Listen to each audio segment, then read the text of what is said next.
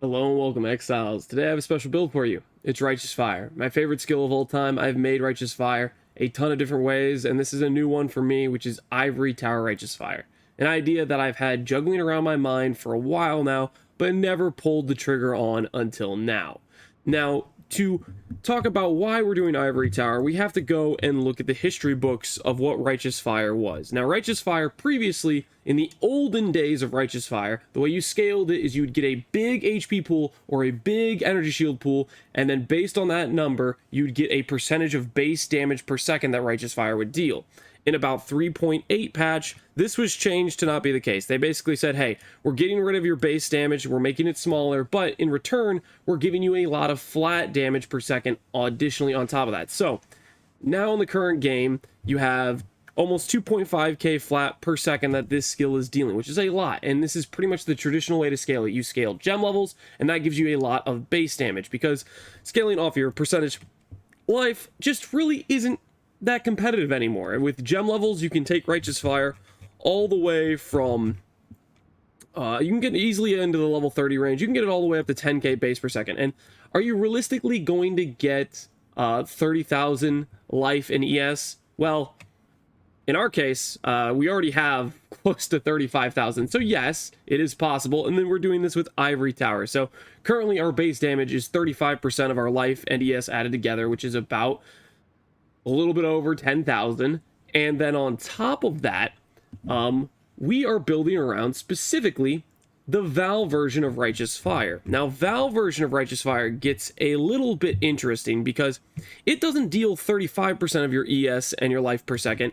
It deals 160% when you have level 21 of 60% of your sacrificed life. Essentially, when the math checks out, you take 60% of your total to sacrifice, and it deals 160% of that. It's roughly about 100% of your life per second. So if I pop Vaal Righteous Fire and I pop regular Righteous Fire, my damage per second is roughly around 135% of my ES and life added together. On this character that has 35,000 life, we're dealing close to 40k plus as our base damage per second. Now, on the character, you probably watched the VOD and you said, that looks like ZDPS on Minotaur. Well, the good news is we're level 74 and we haven't really grabbed any damage scaling. I'm pretty much just grabbing my initial strength ES in scaling setup stuff, and there's a lot more scaling that this build can do. That being said, this is an expensive investment level character. This is a character that I kind of want to take to the moon, and I just want to keep pouring into, because every little upgrade I really see a big upgrade. Just for example, me grabbing, I don't know, we'll just say the example of me grabbing a split personality. That was the difference in my character getting another 2,000 energy shield, or not 2,000, like 2,300 energy shield. So when you start getting these upgrades here and there, they start to actually add up quite a bit. And it's a very, for me, it is a goal in mind that I have, which is to be the highest energy shield in PoE Ninja. Right now, the current guy is like 34,000 ES. We're at 26k almost with a level 74 character. I'm pretty sure we can beat that number. I want to see how far we can take this. My previous record for a character that wasn't really a character was 50k. If I could beat that character while having a viable Righteous Fire character that actually deals quite a bit of damage and feels good to play, I will be over the moon. And that's the goal of this character. I have a lot of improvements planned for stuff I want to do, but it's going to require me crafting very specific gear for the build. The idea for how we're scaling this character is a lot of strength. Strength number 1 gives us 1 life per 2 strength, and number 2, with Shaper's Touch, for every 10 strength we get 1% energy shield. Now, Previously, Old Shaper's Touch used to be twice as strong, which would have been amazing if Old Shaper's Touch was still in the game. Our ES number would probably closer to 40k by now or something. It would be much, much higher, but realistically, this is still very, very, very strong. So when we have a character that has 3,000 strength, for example, that's close to 300% energy shield we're getting as terms of scaling, along with our 1k ES, that's also getting us close to, I believe, 200% energy shield. So our character has a lot of percent energy shield scaling, and then with all of our flat life we're getting from our flat strength and all of the life nodes we have on the tree, we then convert that life into energy shield. By reserving our life, we get a lot of flat ES. So with our almost 10k life pool, we're getting close to 3,000 flat energy shield.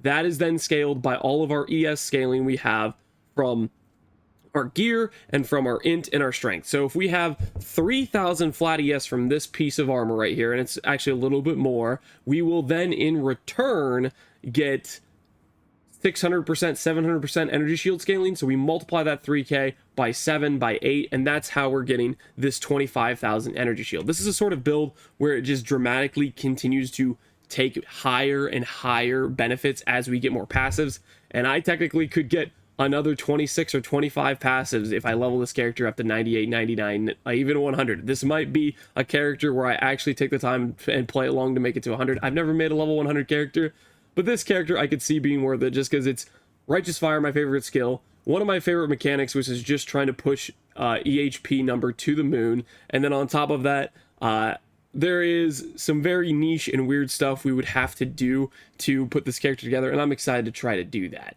So this is going to be my project over the next few days, and I'll probably make videos on it about every day so you guys can keep up with the progress of this character, which is hopefully going to be my magnum opus for my best Righteous Fire build ever, if I can pull it off.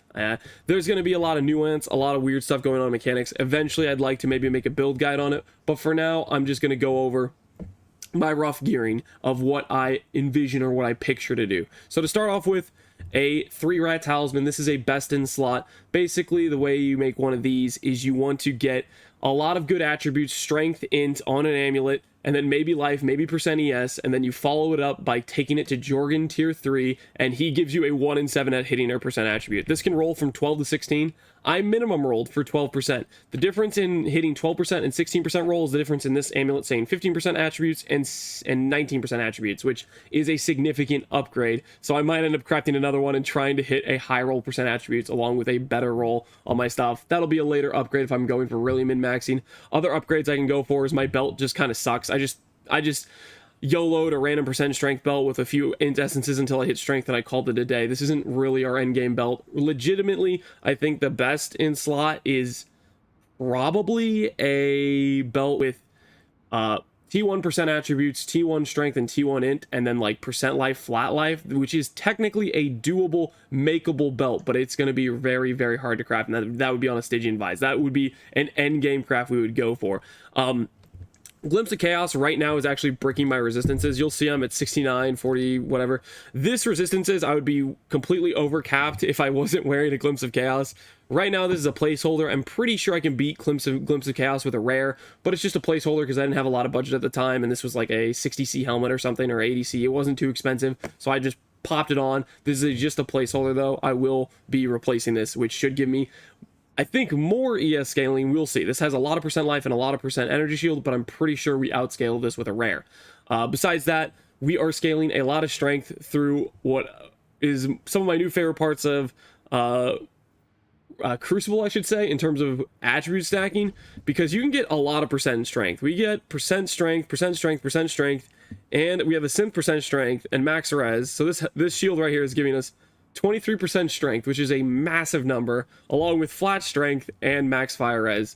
This shield is pretty much a matter of you do the Crucible shenanigans to get percent attributes with max res, and then you do strength essences until you hit another max res. It could be max lightning, max cold, max fire, then you convert it over to your preferred resistance, and then you do a series of suffixes can't be changed and augment fires to put on +1 fire, percent fire damage, and then craft on flat life. I don't know if this is actually the correct approach, but for right now, this is what I'm going with. I think in the future, it might make more sense to go a different way with this in terms of instead of going for percent fire, flat flat dispel, it might make more sense to try to get an insane level Giga Chad flat ES setup with like a shield that has like 400 ES and then like high flat life, and just not care about the +1 to fire, because the +1 to fire ultimately is kind of just in terms of damage, it's kind of irrelevant. With how much flat base damage we get from our HP scaling, it might be better just to have a shield that scales more HP, but that is going to be something that will be harder for me to craft, and it'll be an upgrade down the line. On top of that, we have a Dune Quabre. This is where we're getting a lot of our percent damage scaling right now. We don't have a lot of percent damage on the tree at all, and this thing is giving us roughly close to 400% damage thanks to 1% damage per 8 strength. We'll get the strength number up, and this will keep scaling our percent damage. But on the tree, I also plan to grab dot multi here and probably dot multi here, because quite frankly, when you don't have any when you don't have any dot multi in your build yet, it makes a big difference to start picking up those nodes. Like, almost, this cluster is almost worth 20% more damage because I have only dot multi for my Watcher's Eye right now. Okay, so that is the character we're working on. That's kind of the idea. And going forward, I'll probably make some more update videos on various improvements we make. Hopefully you guys enjoyed the video. I have the POB down below. This is just going to be a passion project for me because I love Righteous Fire, and I love the idea of going back to the old ways of scaling Righteous Fire via scaling your HP pool to the moon. All right, as always, thanks for watching. Take care, Exiles, and peace out.